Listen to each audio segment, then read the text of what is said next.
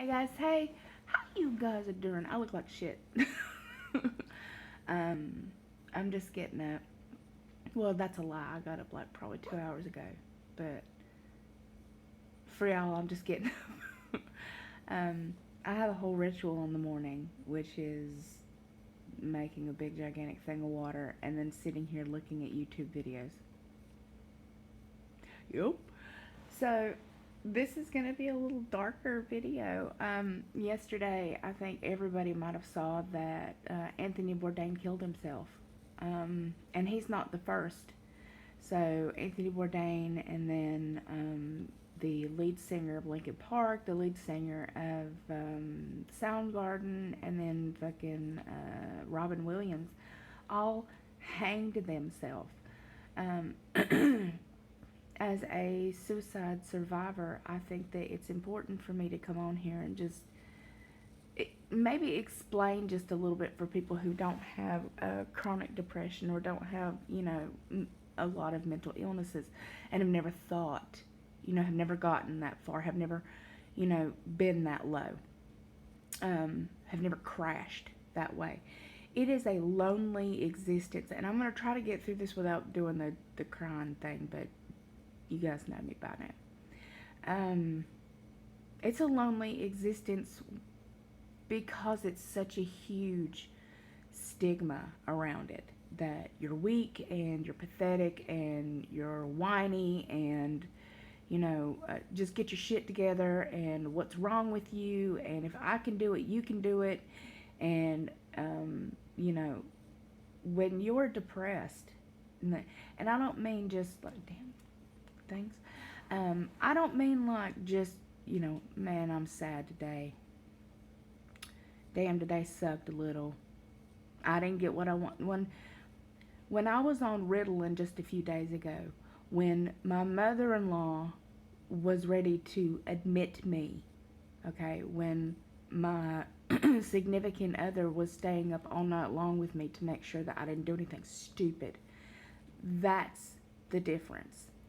It's not, oh, poor, pathetic, pitiful me, I'm sad today. It's when you get to a point to where you would rather slit your own wrist, you'd rather drown yourself in the bathtub, you would rather hang yourself than to take another breath. That is what we're talking about. It's not a, well, I'm just not feeling it today.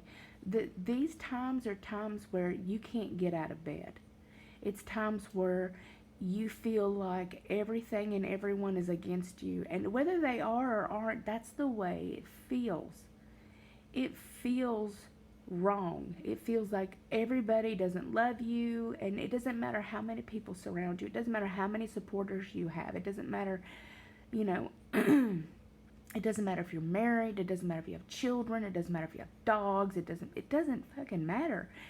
When you're that depressed, when you're going down that rabbit hole, when you're spiraling out of control, nothing else is going to fix it. It doesn't matter how many times you tell me to get out of bed. It doesn't matter how many times you tell me to suck it up, buttercup. It doesn't matter how many times you say, well, why don't you go get some help? Or why don't you take some different medicine? Or why don't you go do this? If you've never experienced something like that, you cannot, again, understand it. You can sympathize with, oh yeah, well, I've been depressed before, I've been sad before, I've been suicidal before, but it's still not the same thing. Everybody's different. Everybody's mental illness is different. Everybody has, and a lot of times people that kill themselves, people have no idea what's going on because people don't pay attention. That's half the problem. We just ignore it. Well, yeah, Nirvana's sad. Okay, well, she'll come around. Yeah, she's all right. Yeah. I literally disappeared for a fucking month. Like, all I did was make videos and go to the gym and not talk to anybody. And barely anybody checked up on me. Yeah. It's that normal that barely anybody checked up on me. That's how fucked up that is. I disappeared for a month when I came back. I didn't talk to anybody. That's fucked up. I'm not blaming anybody. I'm showing you how it works. When you're sorry, when you're depressed a lot, or when you have mental illnesses and you disappear, people are just like, oh yeah, well, she'll come around when she comes around. Yeah, okay, no problem. She does this stuff all the time. Oh, she does this shit before. No, it's no big deal. She'll come back later, and everything will be fine. Well, what if I hadn't? What if I didn't? Do you see what I'm saying? What if Anthony Bourdain didn't have anybody to come check up on him because people are used to him being depressed. People are used to him being an alcoholic. People are used to things, so people they overlook them. When you look the other way and then shit like this happens and you're like, how on God's green earth did that happen? Why would he kill himself? Why would he do that? Well, had you checked up on him, maybe you would have figured it out. Maybe he wouldn't have done it at all. I'm not attacking, I'm explaining. I'm not saying anybody else's, it's your fault Anthony Bourdain killed himself. I'm letting you know that had somebody had the forethought to not ignore the signs and be like, hey, he does this shit all the time. funny, he'll get over it. Maybe he would still be here. Suicide prevention numbers are not enough. I have never called one, not one single solitary time. Never. When I'm in that deep, dark hole where I'm thinking, the world would be better without me, my husband would be better without me, my family would be better without me, I'm a burden, I'm disgusting, I hate myself, I can't get out of this, I can't see the sunlight, I can't breathe. What the fuck is a bunch of numbers on my phone talking to a damn stranger gonna do for me? I'm not gonna call them. I will, no. Nobody calls them. I mean, it's a lovely thought. And then when people actually do commit suicide, and especially kids, where, they've been bullied, had people had the forethought to check up on these people, perhaps they would still be here. Do you see are you picking up what I'm putting down? This subject is touchy. This subject makes people angry. This subject makes people feel bad. Well, sometimes maybe it should, because there's a lesson to be learned. When somebody stops coming around, when somebody stops talking, when somebody when their demeanor has changed, and I don't mean just a little bit, when their demeanor has changed, something is wrong. Something is wrong. And a simple text of, hey, are you okay, is not enough. That's not enough. That's the bare minimum. Hey, talk to me. Hey, are you all right? Hey, what's going on? Hey, I know you're getting annoyed. Hey, that right there, or going over to their house. And yeah, you know what? They might get mad. They might get pissy. But at least you checked up on them. At least they're alive, they're eating, they're okay. There's different ways to approach this. And I think it's important to kind of put this out there, because I don't think people that don't have severe mental illnesses understand the gravity of the situation. Because once somebody does kill themselves, you just share. Don't kill yourself. Reach out. Don't do it. It's bad. Here's a suicide prevention number. No, I won't. I'm not gonna reach out when I'm like that. I can't. I can't, because I'm paranoid. I feel like nobody loves me. I feel like I'm explaining this in the way that I can explain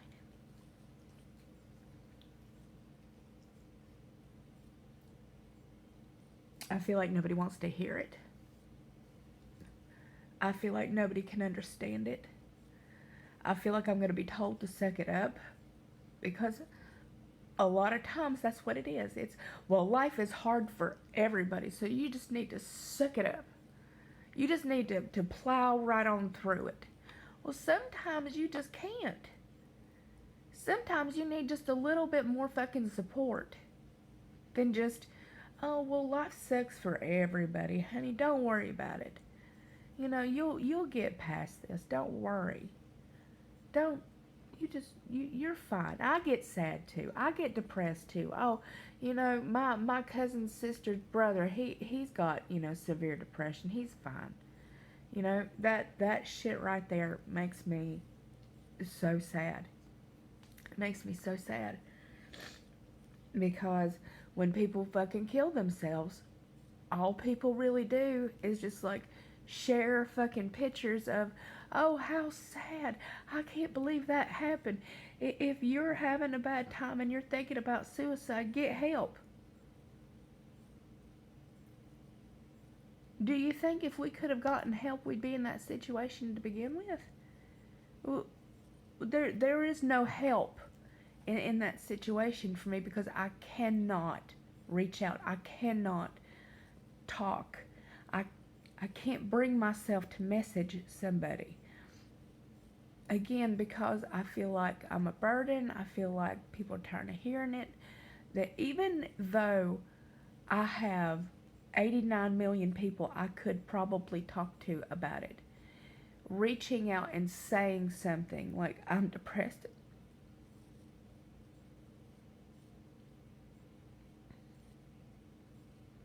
and I'm thinking about killing myself. Nobody really does that. Do you understand? Have you ever gotten a phone call at 4 o'clock in the morning and heard somebody say, hey, I need somebody to talk to. I think I'm going to kill myself. Because people don't do that. I have a friend, you know, we used to spend a lot of time together. And she's still on my Facebook. I'm not going to tell you which person it is, but she was thinking about killing herself, and I stayed up with her all not long because I could tell something was wrong. And I just kept laughing and, you know, trying to make her laugh and making her, you know. And she's not the only one. I have, you know, another one of my best friends also is manic depressive. And her and I understand what this is like. But it's not the same for both of us. And both of us have stayed up all night long with each other, worried that if we didn't, they wouldn't be here the next morning. And a lot of times people are like, well, people who, you know, tried to kill themselves just didn't have the balls to do it. Or didn't have the balls to do it right. That's a fucked up thing to say. And that's a fucked up thing for people to think. You know, it's still a survivor. I'm still a survivor. I'm still here for a reason. That doesn't make it any less hard. I don't know what Mr. Bourdain was going through. I don't know what Robin Williams was going through besides, you know, that he was sick. I don't know what any of these other people, I don't know what these children who are bullied are going through, but had people had the forethought, had people not overlooked it, had people not just kind of blanketed over it, well, they're like this shit all the time, so I mean, you know, they'll come around when they want to come around. I can say that a million times, that, you know, I'll come out of it when I come out of it, until the day I don't come out of it. And there you go. There you go. That is the message right there. I can tell you I'm fine all day long. I can make videos and show you that I'm okay all day long, but when I turn this camera off, you have no idea. Because we are that good. And we are used to that. And we do placate. And people that know us the most, people who understand and have seen that side of us, you know, that they can tell something is not right. So I just wanted to kind of put that message out here, um, because I do know what it's like. And I have never used the suicide prevention number. And I have ended up in the ER quite a few times by people who love me. I have been admitted to mental hospitals by people who saw that there was something wrong and I was unable to do it myself. So when you see your loved ones or friends disappear, don't just assume that they're fine. Find out. And don't just, blanket, hey, you doing all right? What's going on? Don't just blanket over it. If you really care and you really want to help somebody, do something about it. If you feel something is wrong, do something about it. I will aggravate.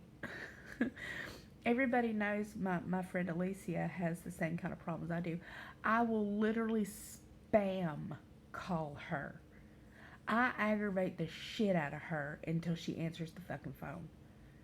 Like, I don't care how much she gets. Like, for days. If it took me days, 24 hours, I would sit and spam call her. I would email her. I would do whatever it took until she fucking talked to me. Like, that's just because I know what that's like. So, this video isn't like, oh, nobody loves me and nobody does this stuff for me. This is bringing awareness that maybe some people just don't get it.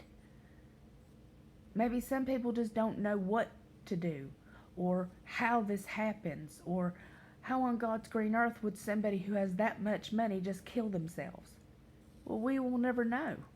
And he shouldn't have died. And he should still be here.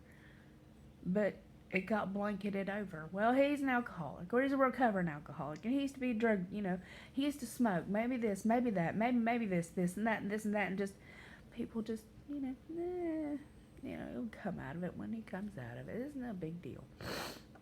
If you see somebody struggling, if you see somebody has disappeared, if you see somebody is not themselves, it takes just a few minutes out of your day to actually find out if they're okay.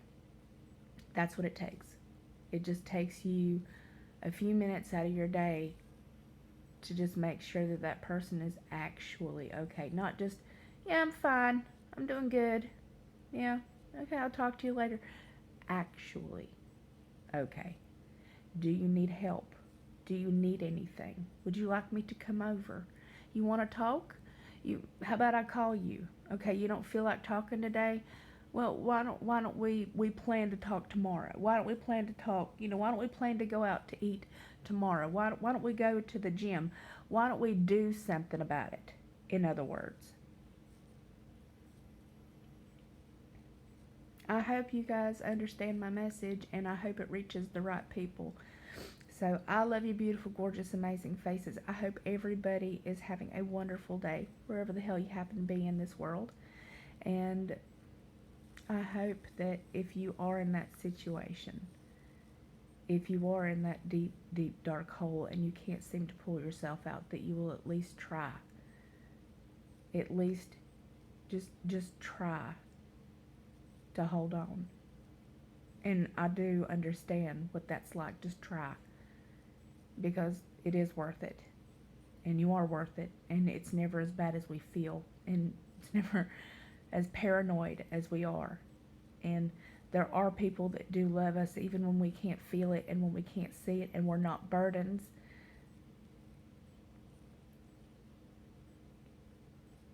I love you guys.